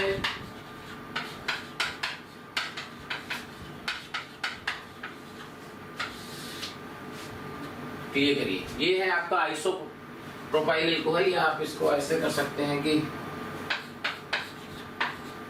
मान लीजिए ले लीजिए आपने ये अल्कोहल ले लिया, 2 डिग्री अल्कोहल ले लिया, और इसमें अगर बात समझिए रिएजेंट होता है aluminium isopropoxide in presence of acetone. समझिएगा, aluminium isopropoxide in presence of acetone. तो ये एसीटोन क्या होता है, रिड्यूस होता है और ये ऑक्सीडाइज हो जाते हैं। तो यहां से PH CH2 CO CH3 बन जाता है। ये देखिए, अगर प्राइमरी अल्कोहल होगा तो एल्डिहाइड हो जाएगा, 2 डिग्री अल्कोहल होगा तो कीटोन हो जाएगा, 3 डिग्री अल्कोहल नो रिएक्शन। ये है क्या है, ओपन यूर ऑक्सीडेशन। अगर यहीं इसमें हम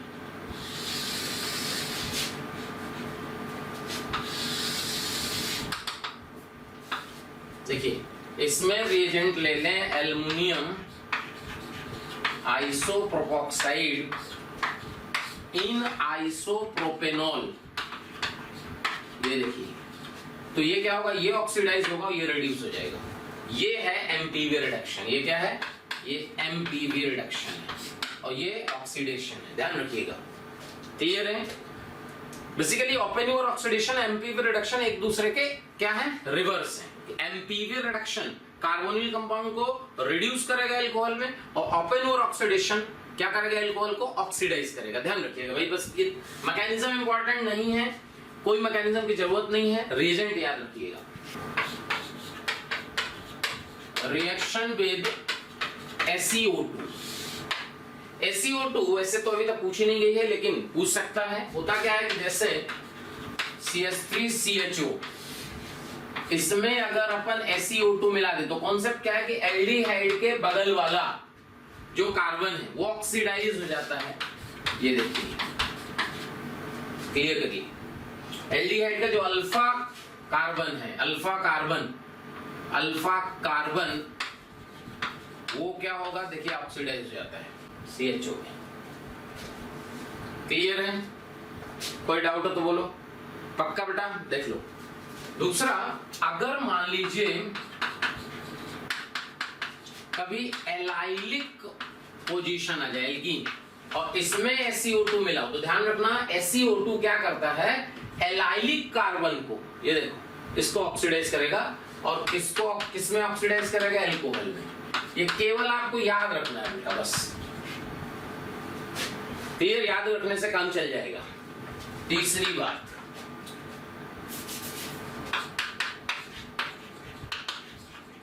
oxidation of alcohol with MnO2, ये सेलेक्टिव ऑक्सीडेशन में काम आता है। क्या है, सेलेक्टिव ऑक्सीडेशन। सेलेक्टिव ऑक्सीडेशन क्यों? क्योंकि ये सेलेक्टेड एल्कोहल को ही कार्बोनिल कंपाउंड में ऑक्सीडाइज करता है। किसमें, ये जो कंपाउंड MnO2 ये केवल एलाइलिक OH को करस्पॉन्डिंग एल्डिहाइड और कीटोन में ले जाता है। इट कन्वर्ट्स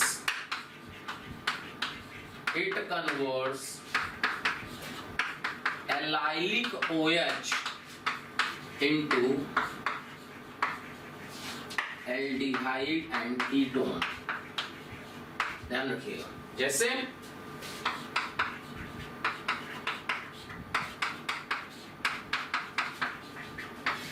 अगर इसमें MnO2 मिला दो तो ये जो एलाइलिक, देखिए ये एलाइलिक को एल्कोहल हो गया, तो ये इसको ऑक्सीडाइज कर देगा।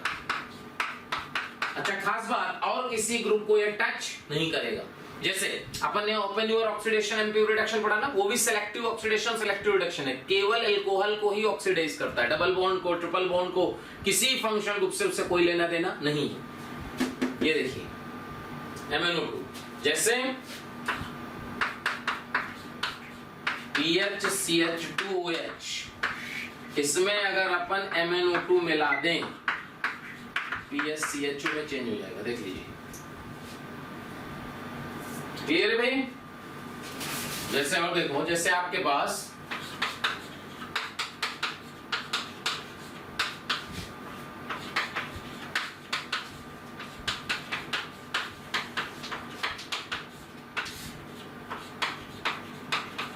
MnO2 की रिएक्शन रही, इसमें दो OH है, एक ये है एक ये है। लेकिन आप ये देखिएगा कि ये एलाइलिक है, क्या है बेटा, एलाइलिक, और ये केवल एलाइलिक को ही ऑक्सीडाइज करता है, ध्यान रखना। तो इस OH से इसका कोई लेना देना नहीं होगा और इस OH को ऑक्सीडाइज कर देगा, यानी आंसर जो आ जाएगा देखिए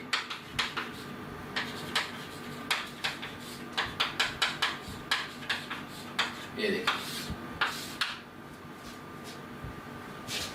क्या भाई बात समझ में आ रही है? क्लियर? जैसे क्वेश्चन ऐसे बना देगा देखिए,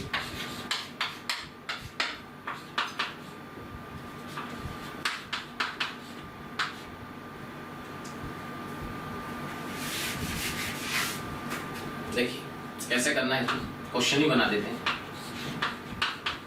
Mg2C3 वाटर के साथ रिएक्शन किया, A बनाया, क्लियर। HgSO4 H2SO4 वाटर के साथ रिएक्शन किया, B बनाया।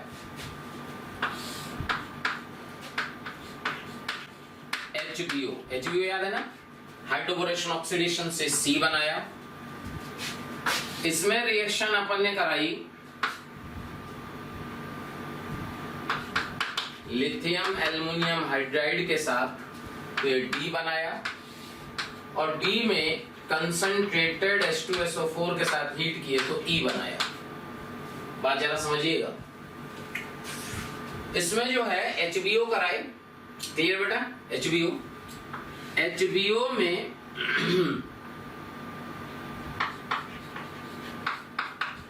MgHg वाटर से आपका F बनाया, F में H+ हीट कर दिए तो G बनाया। कोई डाउट हो तो बोल दीजिएगा ना। इसमें लिथियम एल्युमिनियम हाइड्राइड की रिएक्शन कराया तो H बनाया, और H में कंसंट्रेटेड H2SO4 हीट किए तो ये I बनाया। अच्छा, I और ये E बनाया, ये E दोनों साइड से सेम आ जाएगा, क्लियर। ध्यान सुनिएगा भाई, ऐसे ही एग्जाम में क्वेश्चन आते हैं, देख लीजिए। अब इनके सॉल्यूशन की बात करते हैं, आगे भी बना सकते हैं, ठीक है, अभी इतना ही पढ़ लेते हैं। सो होगा क्या कि अगर Mg2C3 की रिएक्शन वाटर से कराओगे तो सबसे पहले A देखो, A क्या होगा, ये होता है आपको अगर याद हो प्रोपाइन, याद आ रहा है प्रोपाइन। जब इसका रिएक्शन कुछ रो रिएक्शन कराएंगे तो यहाँ पे याद करो, यहाँ पे बन जाएगा एसीटोन, ये देखिए क्या बना दिया बेटा, एसीटोन। ये सब याद होना चाहिए। लिथियम एल्युमिनियम हाइड्राइड की रिएक्शन कराएंगे तो रिड्यूस हो गया, ये देखिए, और इसका डिहाइड्रेशन हुआ तो ये बन गया आपका CH2 CH CS3, क्लियर। आगे जो बनाना वो बनाना, इसमें और लिखना पड़ेगा। इसमें अपन क्या करें, SiO2 की रिएक्शन कराएं, I बनाएं, और फिर MnO2 की रिएक्शन कराएं तो J बनाएं, ये देखो, क्लियर। और J जो बना, अगर हम इसकी reaction CS3 MgBr first second water K बना, क्लियर बेटा, समझ में आ रहा है। फिर जो है बात जरा समझो, अगर इसमें ध्यान दीजिएगा CH3 MgBr CuI का रिएक्शन कराएं, क्लियर, तो L बनेगा, देख लीजिए, क्लियर। अब ये पूरा ड्रामा हो गया, अब इसको समझते हैं। जगह नहीं है बोर्ड पे, नहीं और बना सकते, जेड तक ले जाएंगे किसी दिन, तो अपन जेड तक ले जाएंगे। सो जो है आप कहां तक पहुंच गए थे, ई तक। तो यहां से देखो, यहां जब आप प्रोपाइन का HBO कराएंगे तो HBO में याद करो क्या बनता था, HBO जब कराते थे तो इसमें बनता था वाटर का addition according to anti Markovnikov rule और देन टॉटोमराइज। यानी यहां से जो C होगा ना, वो बनेगा CH3CH2CHO। ये देखो लिथियम एल्युमिनियम हाइड्राइड कराइएगा तो जो H होगा ये रिड्यूस हो गया कार्बोनिल कंपाउंड और ये बना दिया concentrated H2SO4, dehydration of alcohol हो गया और ये E जो उधर बना था वही बन गया। देखिए ऑर्गेनिक सीखने का ये जो मेथड है, यही मेथड है ऑर्गेनिक सीखने का। अगर इस तरह क्वेश्चन आप 10-12 कर लो तो आपको बार बार याद रहेगा कि हाँ यार ये ऐसे से ऐसे हो रहा था। सो जो है ये समझ में आया कि ये जो है काम क्लियर हुआ। तो अपन कहाँ तक पहुंच गए बेटा?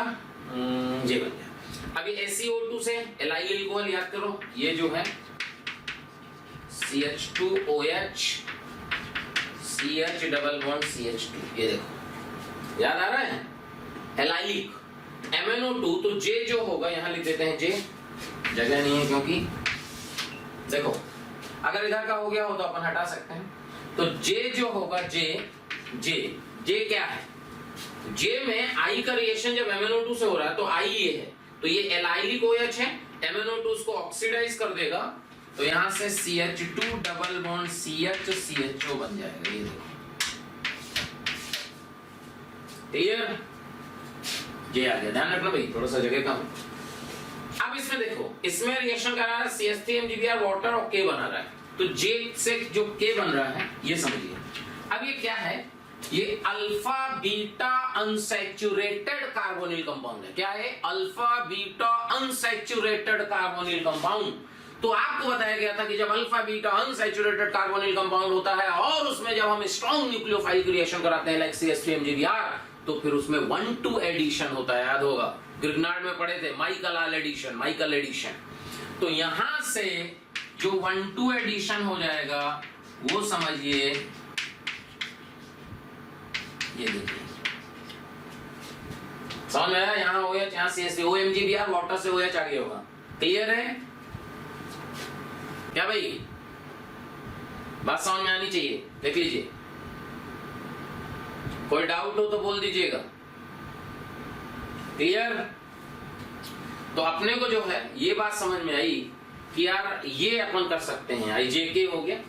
और इधर देखो इसका रिएक्शन CH3MgBr CuI से करा रहे हो तो इसका मतलब समझो ऊपर का हटाना पड़ेगा बेटा।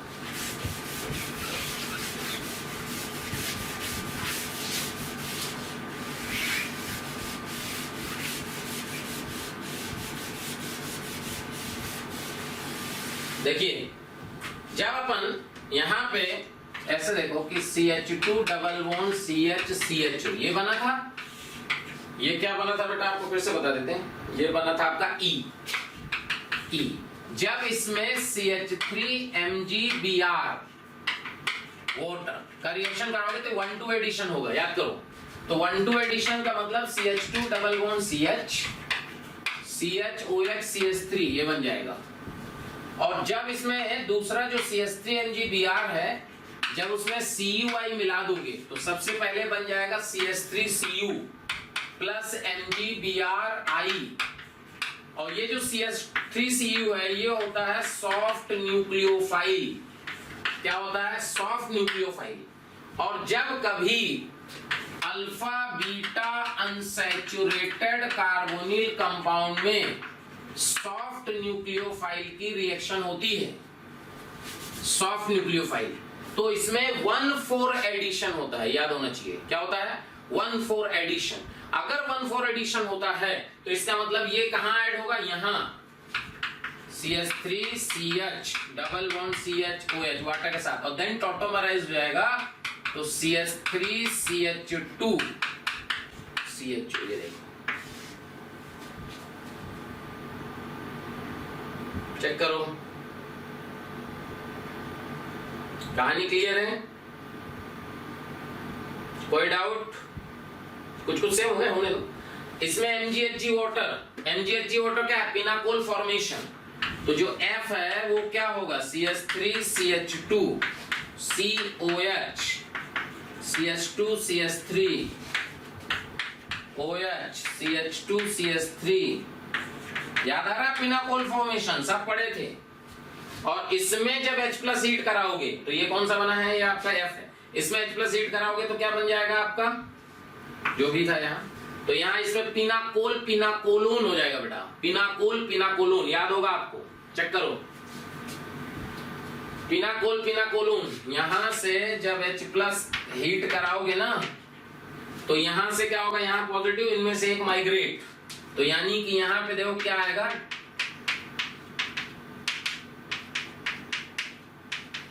ये बन जाएगा, देख लो, दिख रहा है, क्लियर है, क्लियर, देख लीजिए, क्या भाई समझ में आना चाहिए,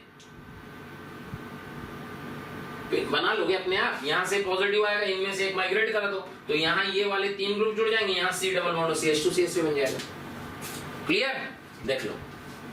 तो ये कहानी क्लियर हुई आपको कि भाई कैसे कैसे रिएक्शन करा सकते हैं हम लोग, ठीक है। चलिए इसके बाद जो है अगली क्लास में अपन पढ़ेंगे। प्यारे बच्चों, अगर आपको मेरे वीडियो पसंद आ रहे हैं और आप मुझसे पढ़ना चाहते हैं तो मैं अभी आपको एक नंबर दे रहा हूं, उस पर आज ही कॉल करें, जिससे आने वाले वीडियो आपको मिल जाएं और आप उससे लाभान्वित हों। नंबर लिख लीजिए 18002121 799।